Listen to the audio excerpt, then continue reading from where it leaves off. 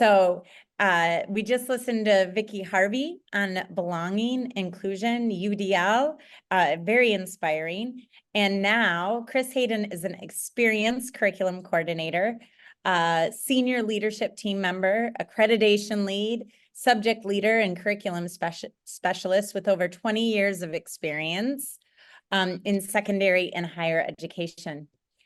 He embraces design thinking, love the design thinking, and self-directed learning. So we're going to learn with Chris today.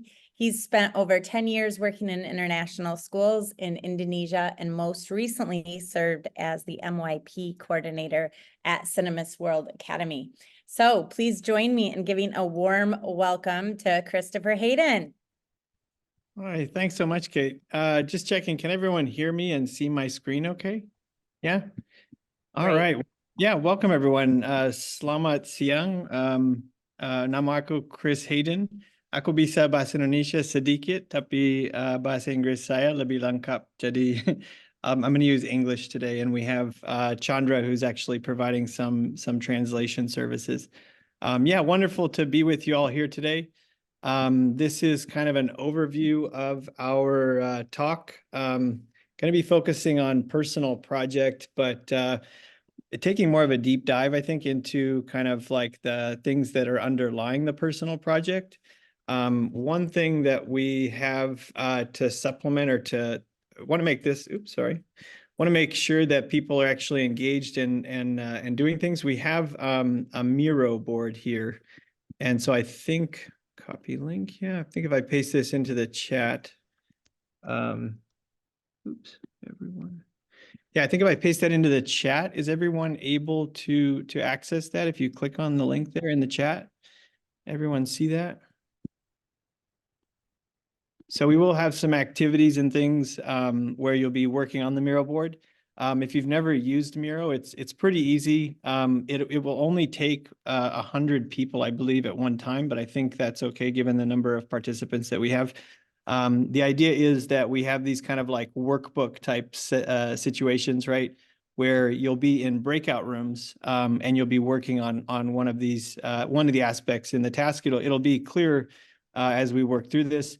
And then we have some slide information there pasted. So just to make sure everybody is able to access that early on. Yeah. All right. Yeah. So yeah, the plan for the talk today, we're going to look at some background on personal project, which is a core element of the middle years program. Talk about capstone experiences, and then dive deep into self-directed learning, and really hoping that you can take some of these tools home to your context, to your schools, and kind of initiate or be agents of change through the personal project. If you do the personal project, if you're an MYP school, or if you're not an MYP school yet or at all, right? There's still a lot of transferable ideas here and approaches. All right, so yeah, the background, just want to dive into for a moment the background and the history of the middle years program, so that we can kind of get an idea of the specialness and the place that the personal project holds in the middle years program. So you can see here, these are a couple of quotes from a document called The History of the MYP, which is really interesting. You often think, why is it this way? If you're an MYP teacher, why is it that way? And this document helps you kind of see the progression, right, in the development of these ideas. So back in actually before this in the 80s, the International Schools Association, which is where the middle years program and other IB programs actually like grew out of, it was this idea of placing importance on the appreciation of the whole student's personality and potential, right, as measured by this independent project is what they called it, right? And so that kind of evolved in the first iteration or some of the early iterations of the middle years program to be called the personal project. Right. And so the idea you can see in these curriculum models, right? They look similar to the one that if you're at an MYP school, you probably have seen, or I hope you've seen, right? That has that kind of learner in the center, right? And the person who's developing in the white and the dark blue and light blue, right, in the center there. In earlier kind of versions of the middle years program curriculum framework, right, it was the personal project, right, that was seen as kind of, or still is, I would argue, right, really connected to that individual person, right? So So the idea is that students are applying what they've learned about the interconnection of their different subjects and learning, and what they called areas of interaction at that time. And so currently, approaches to learning, for example, sustainability focus, well-being, all of those are essentially areas of interaction, or what they called areas of interaction back then. So another quote here, right? This is the middle years program was really born out of kind of a resistance to existing models that focused, overly focused maybe on the importance of exams and kind of rote learning, right? So here's a quote from a gentleman named Selden. The lifeblood of schools has become choked by a regime that frog marches children through exam after exam, leaving them without the skills needed to get on in the world, right? So in many ways, the middle years program and the personal project, which is a core element of that, is coming out of kind of a response to these existing practices, right, that were heavily exam-based and focused on what you might call rote learning or preparation for the exam, right? So for both teachers and students, right, originality of thought, creativity, thinking skills, and personal initiative they felt were being sacrificed on the altar of rote learning and instruction on how to pass exams, right? So it's this idea that those are, existing kind of maybe because they're historically been important, or because of the value that's perceived by the public and things like that, but those aren't actually doing necessarily students, right, the services that we want to do for them, right? So the idea is essentially that there's this gap, right? There's this gap between those existing approaches, right, that were heavily exam-based and focused on what you might call rote learning, and what we kind of need to do to support students in the future. And so Scott McLeod, if you've ever been to his website, it's a really, really interesting website. It's called Dangerously Irrelevant. And he actually took that from another person who commented that today's education is becoming dangerously irrelevant, in the sense that it's not connecting with the skills and the attitudes and the competencies and the all of those things that kind of we think that students need in what's sometimes called like a VUCA future, right? Volatility, uncertainty, complexity, ambiguity, all of that kind of stuff. So just on the top right there, right, you can see the global top 5 skills from 2025 out of a World Economic Forum report. Analytical thinking, innovation, right? Active learning and learning strategies, complex problem solving, right? Critical thinking and analysis, creativity, originality, initiative, right? All of those things are difficult or challenging to assess in certain formats, right? They might require, or you might argue that they require a slightly different approach, right, to support them. Oops. Yeah. So another bit of background on the personal project in particular, right? Essentially, we can think of it as the middle years program signature consolidation of learning, right? It is essentially, or it is a capstone learning event, and we'll talk more about that. It's a performance assessment, right? That's embedded, or as performance assessments often are, right, embedded in real world contexts. It involves the integration of understanding across curriculum, and it definitely is focused on self-directed learning. And in this little graph just shown the numbers of students who are enrolled in the May 2023 IB external examinations to put things in perspective, right? You might think of the personal project as, relatively minor in comparison to the other DP programs. Definitely, there are fewer MYP schools than DP schools, right? But in terms of the numbers, almost 100,000 students are enrolled in the personal project each year. That's more than the number of students who enrolled in DP theory of knowledge, right? Just a couple, there are about 130,000 students who were taking one of the Group 4 sciences, right? So all of the Group 4 science registrations for the diploma program. And then language and literature, there are about 134,000. So it is comparable in terms of like the impact and the number of students that are actually engaged in it. And yeah, I will, oops. tell you about a little, as maybe like a little activator, a little kind of thought prompter. I live here in Beijing. I lived in Indonesia for 12 or 13 years. I forget. My family is Indonesian, and we were definitely not used to the cold. Moving here to Beijing in China, we have snow, we have freezing. And so I thought to myself, I wonder if I could make a little ice hockey rink on the side of my house. When I was younger, I played ice hockey and I really enjoyed it. But I also grew up in Southern California where we didn't have any freezing weathers, and just doing this kind of project wasn't possible. So this last winter, I decided that I was going to try and make a little ice rink on the side of my house. There's a little GIF of me actually using it, and there are my children, who we had a couple of skates on it. It was tiny. It was really, really small. But as a initial kind of dive into the personal project, and given that we know that it's a capstone learning event, we know that it's a performance assessment, we know that it integrates diverse understandings, and that it involves self-directed learning, I'm wondering if you all could consider this to be a personal project, and maybe why or why not. So if you want to toss your ideas into the chat. So is my example here of making a little mini rink or a mini ice rink, is that a personal project? Why or why not? If you want to throw your ideas into the chat.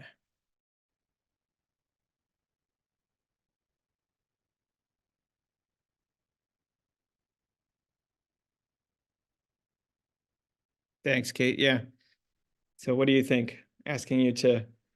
Okay, so Jody says yes. So why?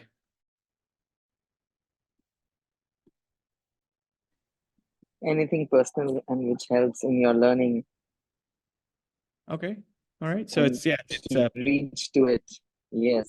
Connect. Thank okay. you. All right. Thanks, Jody. Good to see you again. Thank Yeah. you. So Putri asked, are there any success criteria? Okay. So I mean, I guess aside from being able to skate on this thing, I didn't really establish any success criteria. I wanted to use like a pretty good chunk of space. Okay, so it allowed me to grow. Yeah, I definitely had never done it before, and I learned a lot about it. You could buy these large plastic liners, and they were kind of expensive, and I thought, oh, I'll just use plastic bags. That cost me a lot of time and a lot of frustration. Going back and reflecting, I think that would have been a much better kind of design. So Simon says yes, because it's enriching for me and others. There are comments from Christo about ATL skills. It's relating to personal passion. Lloyd says that it's a personal project minus the report, which is a good comment. I didn't write a report on it. It's personally relevant. Yeah, if you want to look at these examples here, right? Is it an example of a capstone learning event? Is it a performance assessment? Did it integrate diverse understanding? Was it self-directed? Any other ideas?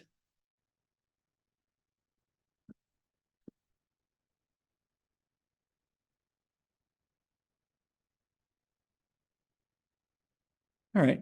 Well, we can, yeah, just the point of this is one, to show off my personal project as I saw it kind of, but also just to get you thinking about what does actually make up a personal project in an MYP sense. So we mentioned that there are a couple of features, right, related to personal project. One of them, we described it as a capstone experience, right? And so when we think of a capstone experience, the metaphor is that in certain structures, right, we have a stone, sometimes it's called a center stone or things like that, that basically keeps all of the other elements of the structure involved, or I'm sorry, supported, right? So different ways of defining capstone experiences, right? We could talk about like their importance in somebody's life or education. We could talk about their purpose. Sometimes they're viewed as like social, from a social perspective, as kind of like rites of passage. They confer status. We could think about them from the impacts on students, right? Do they, promote creativity, motivation, self-direction, all of that kind of good stuff. And then here's just maybe like a conceptual model for how these different elements of education, right, might fit into this capstone kind of idea. From my school and others like IB is also promoting this idea, and others colleagues really focusing on this idea of flourishing, right, as kind of like a key goal of education, right? Things that we want for students, not just mastering content, not just developing certain skills. We want them to flourish, right, and engage with the world through that flourishing, right? So you could see here, I mean, this would be maybe on either side of this little structure, but, attitude, sense of self, skills, subject knowledge, engagement, identity, all of those things are building up. And then we have this capstone experience that holds it all together. So yeah, capstone experiences have students as active participants in learning, right? They're definitely applications of knowledge to real life. As we mentioned before, right? This idea of integrating understanding and integrating learning across subjects, providing opportunities to bridge theory with practice, right? So what we might be learning from a theoretical standpoint, how does that connect with things that we're actually doing? Certainly tied to higher order thinking skills, creative thinking skills, critical thinking skills, right? Problem solving, transfer, right? In the sense that you're transferring understanding to this novel situation. They tend to be long-term project-based. They involve student choice, but that doesn't mean that the teacher is not guiding or present, right? So there's kind of an idea, sometimes agency and autonomy maybe are confused, right? And when we think of agency, we're thinking about giving students voice, choice, that kind of thing. Autonomy is basically, letting someone do whatever they want to do, and that's not what this kind of choice is, right? So it's a supported choice, right?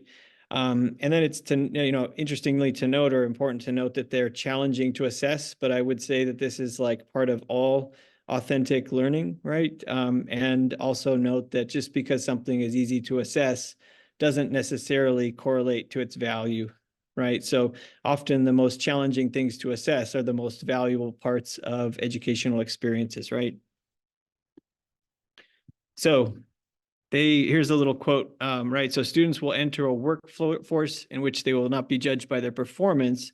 They'll be evaluated not only on their outcomes, but also on their collaborative, negotiating, planning, and organizational skills, right? And so it's, when you think about capstone experiences, maybe you've done like an advanced degree, right? And you've presented your dissertation or your thesis or whatever to a panel. There's all sorts of authentic negotiation, collaboration, right? That you don't really get in other, well, potentially you don't get them in other classroom kind of experiences, other kind of learning experiences, right? So they're authentic in the sense that they require, right, collaboration with teachers, right? They require potentially collaboration with mentors, right? And those could be both inside and outside of school. You're negotiating ideas, right? Negotiating approaches, deciding on approaches. And then essentially, right, there's a lot of freedom that requires careful negotiation and essential skills, right? All right, so we have a little activity here. If you go to the Miro, right, we would like you in breakout rooms to basically try and answer these two parts. And I apologize, you're probably wondering why in that introduction slide there was a cross section of an orange. It was meant to be like a symbol for this, which is also a Project Zero thinking routine, right, of peeling the fruit. So this idea that we're looking at something from the outside and then trying to move in and make connections and understand what this thing is really about. So that's what the metaphor is that refers to, or that's being referred to here. So the idea is that, one, if you see that first box, your breakout room will be your group number room. So for example, if you're in breakout room 1, then you'll be in group 1. Number 1, discuss with your peers and try and add some thoughts about what are the visible components of personal project, right? And again, this is not, the idea is not to get this right or to, find the correct answer. We're just trying to connect with what you know about the personal project, or, ideas that you have. What do you see as like the most visible parts of the personal project, right? And then as a second step in this, we're going to consider in your own context and or school, whatever you want to call it, how would a capstone experience impact student learning? And you could think about how it might impact learning, the community, right? Professional practice.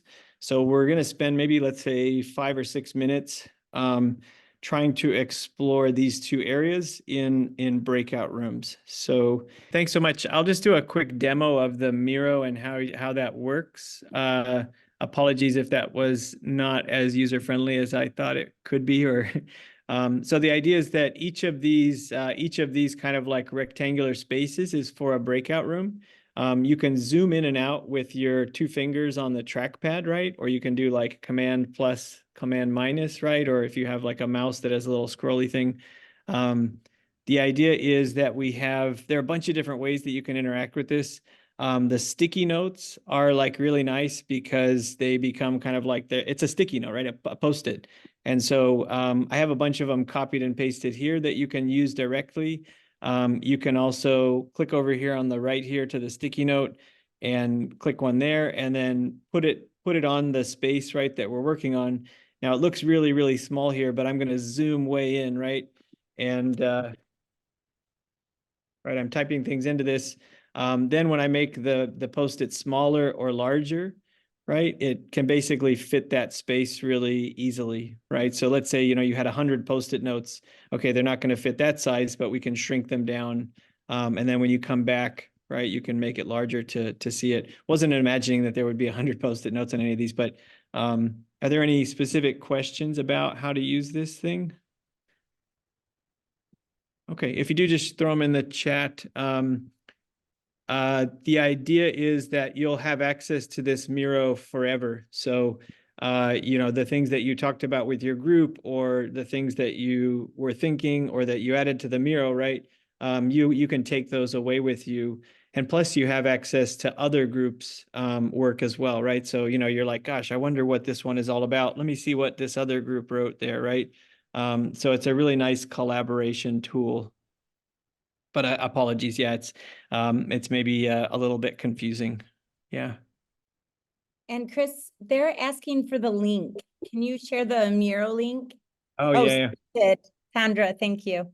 Oh, thank you, Chandra. Yeah. Yeah. Okay. And so if you haven't used Miro before, just while Chris is moving into his slideshow, it's a great tool. And like, maybe if you didn't learn the whole, you've got Chris has given you a little bit of a, what do we say? Provocation. Template. Yeah, probably. Yeah. Yeah. Into a new tool that you can use with your students.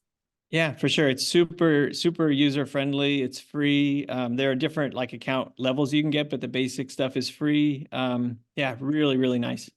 All right. So yeah, hopefully,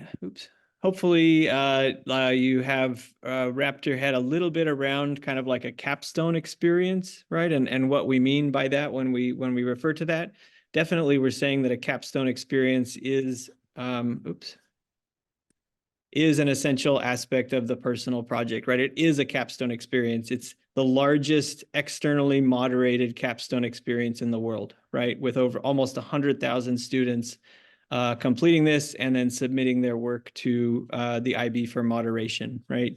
Through the personal project. So another aspect was an interesting chatting with Kate about, as a parent and myself as well as a parent, right? You start to see and notice things in your children and our students as teachers, but this idea of self-directed learning, and this is perhaps less emphasized, challenging, I would say. I don't think like when I went to Teachers College, like we talked about agency and things like this, but the personal project really focuses squarely on self-directed learning.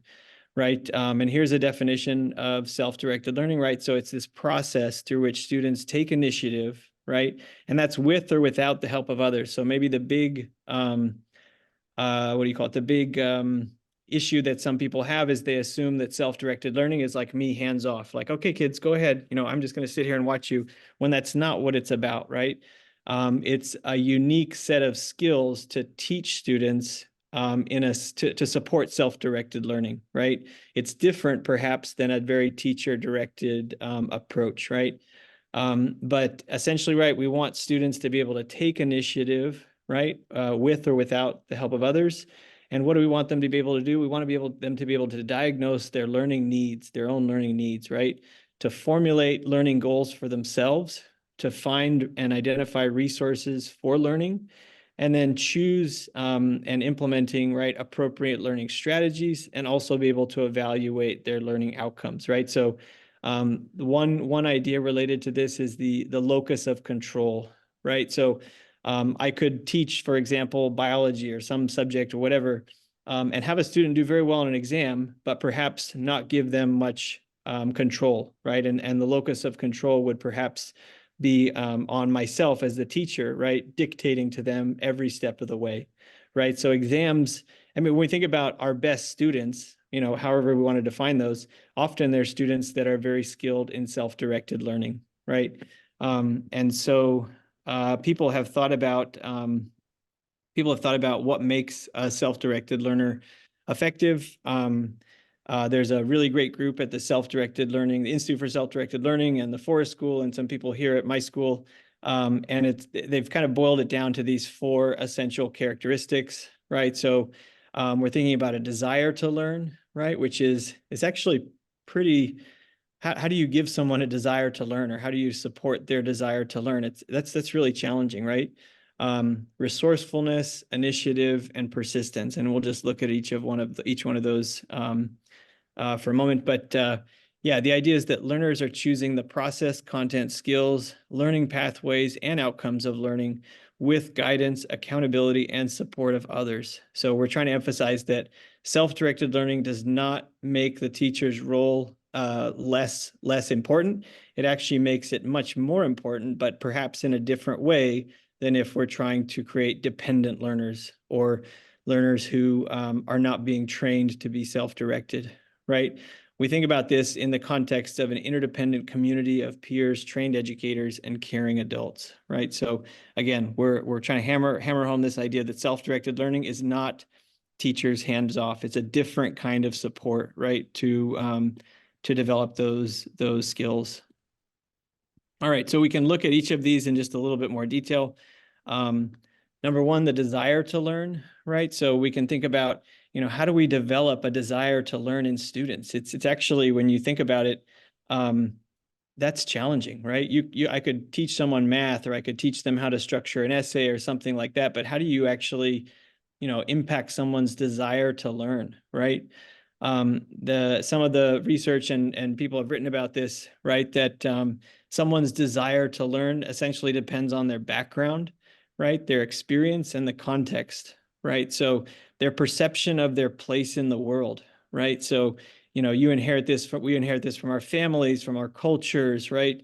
Beliefs about our identity, right? I'm good at this, I'm not good at that. I'm this, I'm that, right? And then there are a bunch of abilities, right? So how well are students or people able to express thoughts, goals, and needs, right? How well or how able are they to make informed decisions and choose between options? And then how effective are they at communicating openly and engaging with others, right? All of these things, right, are applied, let's say, to, you know, how you solve problems as they arise. Chris, can I interrupt you quickly? There's a Of course. great question in the chat from Iga. What is the difference between self-directed learning and self-regulated learners? Oh, I think they're essentially the same. Well, so I would say no, self-regulating learning, I think, is a part of self-directed learning. So regulating your own learning is like an element of self-direction. But you could imagine if I or you or whoever, somebody told someone to learn something, right? They might be really good at regulating their learning of that, but they wouldn't necessarily have any say in what they're learning, if that makes sense. And if I can use your example, you were definitely a self-directed learner when you made your ice hockey Sure. outside your house, but you could have been so frustrated you gave up because of the weather or whatever. And that self-regulation, I think, goes to the previous presentation with Vicki Gardner, is just like being able to regulate yourself so that you can stay self-directed. Right. Yeah, that's a great point. Thanks, Kate. Yeah. Yeah, so it's not a simple kind of like just do it. There are a bunch of different elements, and that's kind of what we're trying to explore here.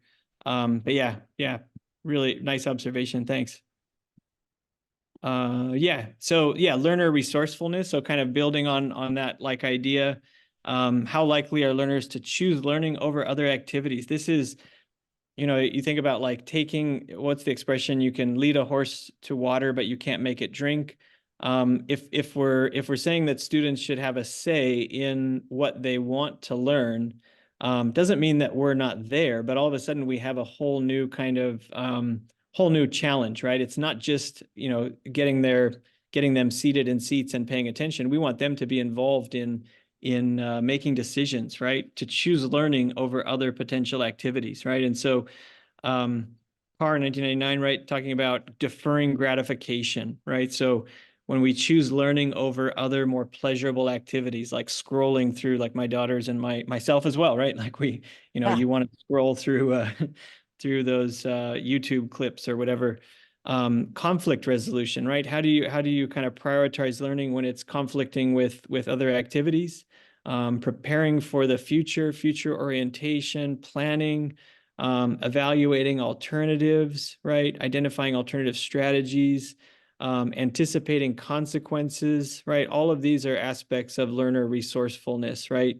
And this idea that intentionality, it's this intentionality that follows motivation, right? So we could almost think of, right, the desire to learn perhaps as motivation, and now learner resourcefulness, as Kate mentioned there, right, is kind of, how do you actually make sense or effectively achieve your goal? Learner initiative, right? So a lot of interesting ideas about where initiative comes from. Definitely we can think about these kind of 5 components, right? So goal directedness. So how good are we at setting long and short-term goals, measuring our progress toward them, and making revisions if things don't go the way we planned? An action orientation. So, you see an opportunity, are you going to act on it? Overcoming obstacles, taking an active approach, right, to realizing agency. You could think about it that way, and taking responsibility. And then this idea of being a self-starter or self-starting, right? So this ability to initiate learning.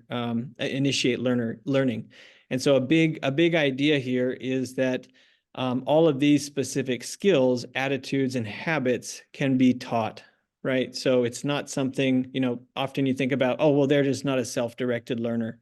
The idea is that all students, all people have the capacity to be self-directed learners, and often that's correlated with success, however you want to measure that, right? So the idea is not that self-directed learning is for some or for those few who can. It's that it's a learnable set of skills, competencies, attitudes, whatever you want to call them. And our role as educators is to prepare students to be self-directed learners. So another one here, learner persistence, right? Seeing things to their fruition. This is exactly what Kate was talking about, right? So their volition, right? Intentions versus motivations, right? Self-regulation, orienting thoughts, feelings, and actions towards a learning goal, and then maintaining the focus on that goal. So the last thing before we jump into another little activity, self-directed learning doesn't remove the role of the teacher at all. On the contrary, it makes the teacher's role even more crucial.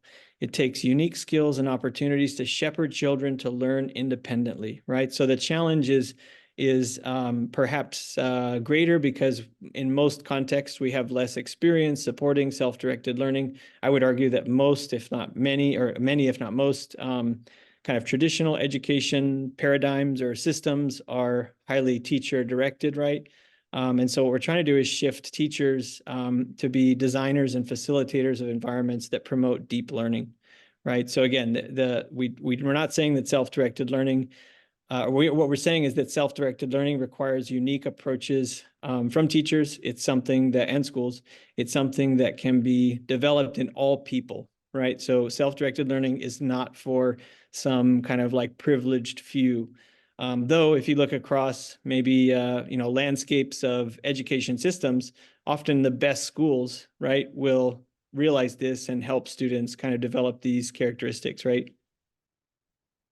All right, so we have another little breakout room activity. We hopefully some of the conversations I heard were interesting. People are focused on what aspects make actually a self-directed learner and things like that. We can just briefly maybe mention kind of like the why. So some of you might be thinking, yeah, okay, but why is this so important? Mention this idea of flourishing, right, as a goal of education. Different people have different goals in terms of education, but flourishing is definitely a good one. The IB, some of the work that's going with the enhancing the MYP and the new iterations that are coming out pretty soon have definitely embraced this idea of flourishing, right? And so it kind of broadens the vision for what it means to be successful, right? It's not just about grades. It's not just about this. What we want are empowered, or humans that are empowered to follow their passions and discover their calling and interact with the world, right? Engage with the world, right? This is what we mean by flourishing. And if we don't give students opportunities to develop their capacity for self-directed learning, it's hard to imagine that they could realize their potential, right, in that respect. Another big idea here is this idea of developing independent learners, right? And if you start to think about experiences that you've had or reflect on experiences that you've had with students, it's very easy to class them into one of these two categories, right? Using strategies versus can't completing a task without strategies or guidance from the teacher, right?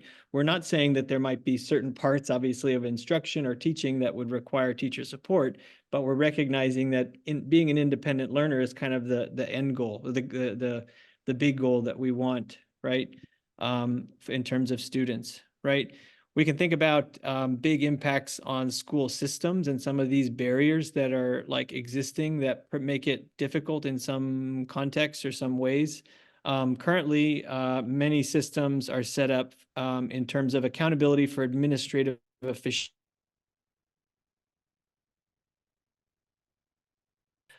This idea of fostering connection or compliance, the idea of curriculum and self-directed learning as supporting equity, right, rather than reproducing inequality or inequities, and then deficit ideologies about fixing people versus designing environments that are accessible and that support learning and development, right? So we can just chat for a moment about systemic racism, colonialistic ideologies, deficit ideologies. These are things that I've found myself thinking, right, in at one time or another, classifying students into groups, right, or saying well, they just lack motivation, they just this assignment of intelligence or ability, right? This student is not capable, or this student is capable, right? Assumptions of character and things like this. All of these are challenges, right? And often they're perpetuated by elements of our cultures or elements of our systems, right? They're self-perpetuated, right? And there are a lot of examples of this in the United States in particular, right? So in part, right, self-directed learning is meant to challenge and overcome some of those systematic barriers, right? Paulo Freire is a great example of like a visionary in terms of the role of education, right? So he describes education as the practice of freedom, or rather he says that basically education can either be an instrument to, as he says here, facilitate integration of the younger generation into the logic of the present system and bring about conformity, right? Or it becomes the practice of freedom, right? The means by which we deal critically and creatively with reality and discover how to participate in the transformation of our world, right? So self-directed learning is definitely more aligned with his view of education, right? So if you want to just pop in the chat, we've talked about a couple of different elements, any of these that are really resonating with you. Yeah, you could take a screenshot or just as you think about them. The last thing that we'll talk about is kind of taking some of these examples home, perhaps to your context, right? So when we think about the personal project, I would say in my experience, particularly early on, it was seen as kind of like, oh, it's this little nice kind of add-on thing, right, that you do in your school. But really, it's meant to be kind of this central element, right? In terms of implementing and developing self-directed learning in our schools, right? There have been a couple of nice kind of like landscape analyses where they look at schools, the things that schools are doing across the world, right? And so pulled out a couple of elements that you might take away to your school when you go home or go back to your context and think about reimagining education there, right? So in terms of curricula, right? So definitely we want to vary what schools that are implementing self-directed learning. There's a variation in degree in terms of mandatory versus non-mandatory learning, right? They have personalized learning pathways, right? Long-term project-based endeavors that are interdisciplinary, right? And so when we think about, for example, IDUs in the middle years program, you think about what's the value of this? Well, it's really square. It's aimed at these kinds of things, right? So it's not just this, oh, here's another subject, interdisciplinary unit. Here's another subject, personal project, or another project. They're all meant to support these kinds of elements, right? So in terms of assessment, right, we think about assessment determines prior knowledge, demonstrates growth, and informs future steps, right? So as a goal of assessment, right? Schools that are implementing self-directed learning well tend to have a wider range of learner outcomes that are assessed. So not just, for example, knowledge and understanding, and you have things like basically essentially approaches to learning skills, right? Readiness for self-direction. You know, are students able to monitor their learning? The development of purpose, right? There are some really cool examples of different assessments that people have developed. The Flourish assessment is actually really interested if you want to have a look at that. And then the Mastery Transcript Consortium is even bigger, which looks at kind of alternative transcript structures, right? And the impacts that they would have on the way that we assess and plan learning environments, right? So a third area is schedules and routines, right? So schools that are supporting self-directed learning are incorporated kind of non-mandatory schedule elements, right? That give students opportunity to make informed decisions about how to use their time, flexible time, asynchronous instructional strategies. At my school here, and it's actually becoming more common, we have, we call it day 9. And so there's one day of a 9-day cycle where students are basically able to choose from almost anything. Well, it's a set of scaffolded experiences, but they're able to choose from that list or come up with their own, right? Heard about things at different schools like mini-mesters, right? Like, you know, short week-long periods where students are given a lot of choice to decide on what they want to learn, right? Another aspect of this is shifting how we view our roles as adults, as teachers, right? So this shift from a hierarchical view of adults as learners, as leaders rather, to being kind of guides and facilitators, advisors, right? We're helpers, not judges, right? And so we're not the masters holding all the knowledge. We're coaches, right? We're trying to help students in this framework, right? Achieve their goals, right? And so what we want are students to become engaged citizens and through that support collaboration. It's a challenge, right? Because in this role, we have to make decisions about whether or not a student is really not able to do something, and in which case they need our help, or whether they're trying to go for this kind of easy out, right? And asking us to take responsibility for what we hope they can begin to accept as their responsibility, right? Yeah, educators we should be engaging in instructional conversations about learning process and goal setting, right? As a part of this new role. So the community in schools, so in schools that are doing this really well, we see kind of a stronger leveraging of collaboration and opportunities, right, for learning within the community. And overall, this idea that holistic development is kind of at the center of all this. So yeah, community partnerships, right? We definitely are trying to recognize the idea that the school walls are not where the learning ends, right? Communities are learning spaces. And the nice thing about communities is that they're authentic, right? And so students are applying, right, what they learn in real contexts. Schools that are doing this well have opened up learning to include internships, apprenticeships, nature-based learning, outdoor-based learning, all of these really great experiential learning kind of elements. All right, so the last thing that we're asking you all to do is to go to our Miro, and to use your favorite AI tool. Consider these 6 areas and try and ask, you can ask it to do that, but basically, the prompt that you tell it will have a big impact on what it spits out. To try and develop a vision statement that captures at your context, what would you like to see in terms of those structures, in terms of implementing self-directed learning, considering those different structural elements. So you could choose one of them to kind of dive deep. You could choose multiple areas, right, and put them together. We'll kind of leave that up to you, but we'd like you to use an AI tool to craft like a vision statement, right? Something that that's not in place right now, perhaps, but that you could imagine for the future to be in place. Welcome back. Yeah, so we just have a couple of minutes left. Some conversations going on in the chat, maybe spark some interest. It was a question about, as I interpret it, kind of like the role of memory in learning, maybe. So I guess self-directed learning does not say anything about the value of memorization, right? Might be very, very important. It's just saying that it's putting a student in a position to determine or to train them or give them the ability to determine whether or not that's important or not. So in learning language subjects like English lessons, the composition of rote learning versus critical thinking and other methods, there are things that you definitely have to memorize, right? Your times tables or, vocabulary words. In terms of value, right? One idea is related to transfer and the value of what you're memorizing essentially in the future, right? So how certain are you that what a student memorized will be used or important in the future, right?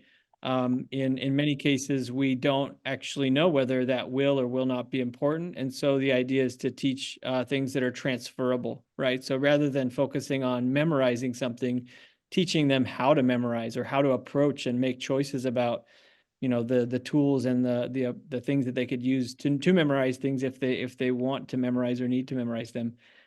Were there other questions? We just have a couple minutes and wanted to give time for anybody to chime in.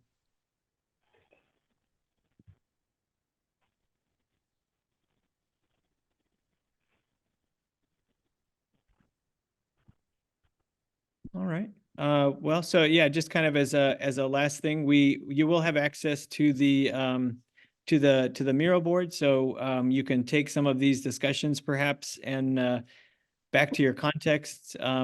Really was interested in this one. So the Renaissance person, all of these different kind of things that they have to be able to do. Some really nice, interesting comments. Our vision is to foster a community committed to lifelong learning where individuals are empowered to become self-directed learners, pursue knowledge, and grow with passion and purpose. Guided by ethical principles and a sense of caring for others and the world around us, we strive to create a culture of empathy, integrity, and responsibility. Through continuous self-improvement and dedication to the well-being of all, we aim to cultivate a brighter future for ourselves and generations to come. Wow, that's really great. So the last thing is just maybe to prompt some reflection on perhaps what you see the role of the personal project now. It's really aimed at promoting student engagement with the world around them, developing self-directed learning. I think you could easily take these next kind of 3 or 4 questions back to your communities and continue working on this. And hopefully it'll stimulate some change and some insight and thinking and things in your own context. So thanks so much. Really happy to keep conversations going with anybody who's interested. I can pop my email in the chat or something like that, or you can just find me on Twitter, or I can pop my email in there if you're interested through Toddle. And there's one question for you, Chris. Miss Misael asks if you're related to Mr. Sterling. Mr. Sterling? No, I don't know who that is. Who? No, Michelle, do you want to explain, or who's Mr. Sterling? I don't know. Or maybe he left. Yeah, maybe. Oh, okay. Oh, sorry. Okay, okay. No, I don't. Oh, thank you. Thanks, Michelle. That's funny. So when you close this Zoom invite, well, first, sorry, before I move on, let's thank Chris for his time today and his preparation in preparing this presentation. I know I learned a lot about the personal project, self-directed learning, and I am motivated to learn more.